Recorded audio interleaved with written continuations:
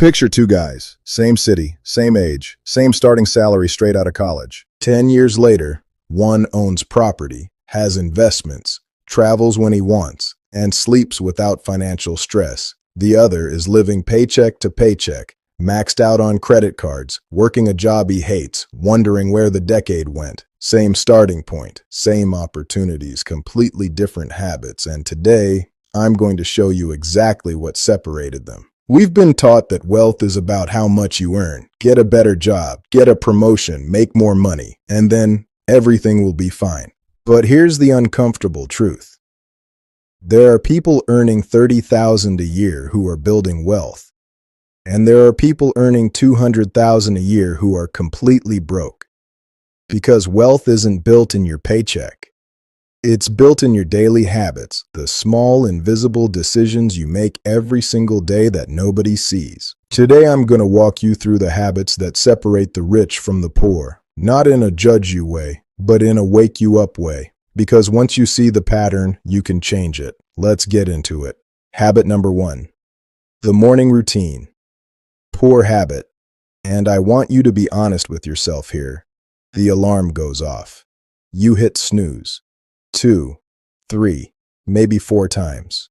You finally wake up, immediately grab your phone, scroll social media for 20 minutes, rush to get ready, skip breakfast, and walk into your day already behind and already reactive. Rich habit. Wealthy people, and study after study confirms this, protect their mornings like they protect their money. They wake up before they have to. They move their body. They read. They plan.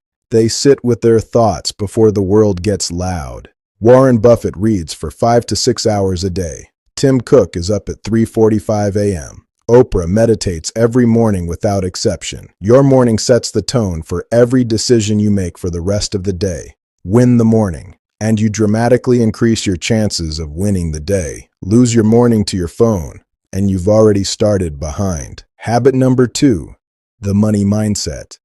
Poor habit. Money comes in. Money goes out. The month is over and there's nothing left. No savings. No investments. Maybe a little credit card debt from something that felt important at the time. The thinking is, I'll start saving when I make more. When I get the raise. When things slow down. When. Rich habit. Wealthy people pay themselves first. Before the bills. Before the groceries, before the fun. A percentage of every single dollar that comes in goes directly into savings or investments, automatically, before they ever have a chance to spend it.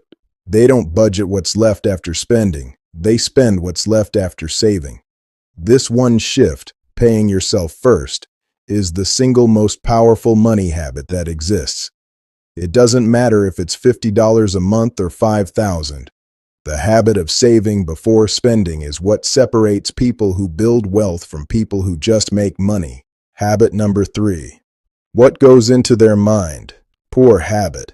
Hours of mindless scrolling, reality TV, doom scrolling the news, consuming content that entertains but never educates.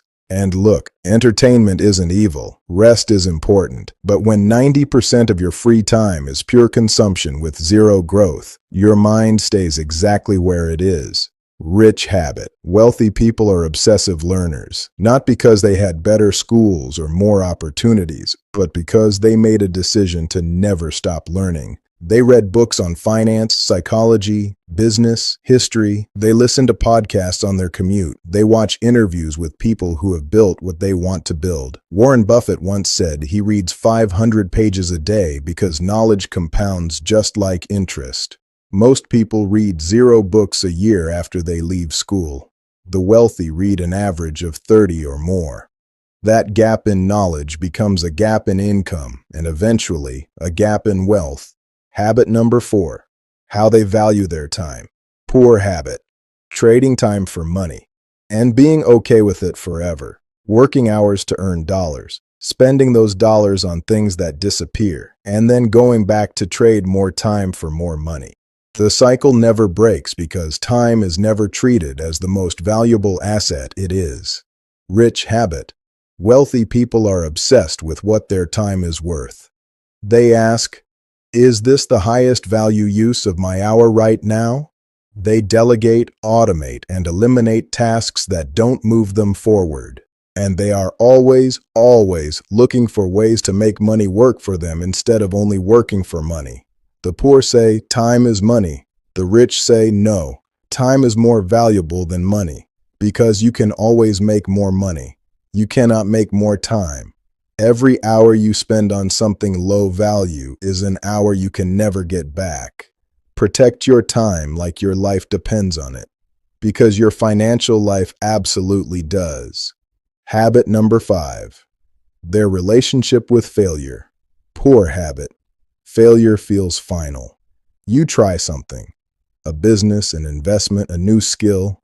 It doesn't work out, and you stop. You decide you're not the type of person who does that kind of thing. You go back to safe job, safe routine, safe life, and safe, slowly, becomes stuck. Rich habit. Wealthy people fail constantly. The difference is they treat failure as data, not as identity. Every failure teaches them something. Every loss shows them what not to do next time. Jeff Bezos has talked openly about how Amazon has made billions of dollars worth of mistakes. Elon Musk has had rockets blow up on live television. They keep going. Not because they don't feel the pain of failure, but because they understand that failure is the tuition you pay for success. The poor avoid failure at all costs. The rich understand that avoiding failure is actually the most expensive choice of all, because it costs you every opportunity you never took. Habit number 6. Their circle. Poor habit. Surrounding yourself with people who are comfortable being comfortable. People who make fun of ambition, who call you crazy for wanting more, who celebrate mediocrity and quietly resent anyone who tries to rise above it. You are the average of the 5 people you spend the most time with, and if all 5 of them are stuck, you will be stuck too. Rich habit. Wealthy people are intentional about their environment. They seek out people who are ahead of them, people who challenge them, people who make them feel like they should be doing more, not because they feel bad about themselves, but because they feel inspired to grow. Jim Rohn said it best. You are the average of the 5 people you spend the most time with. Look at your 5. Are they building something? Are they growing? Are they moving forward? If not, it is not judgment. It is just math. Proximity is power. Get close to the people who have what you want. And habit number 7. The fundamental difference in how they think about wealth itself. Poor mindset. Wealth is for other people.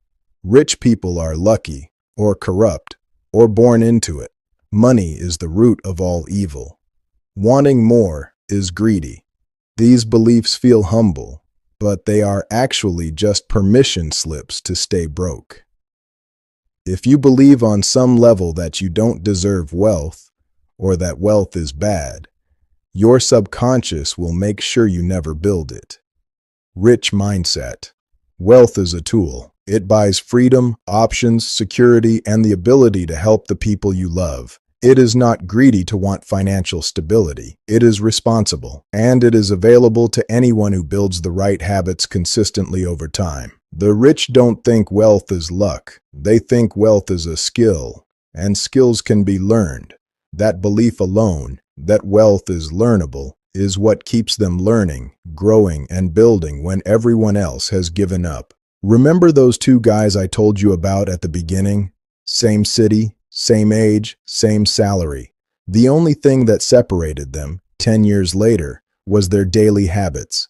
The books they read or didn't read. The money they saved or didn't save. The mornings they owned or wasted. The failures they pushed through or ran from. None of those habits are expensive.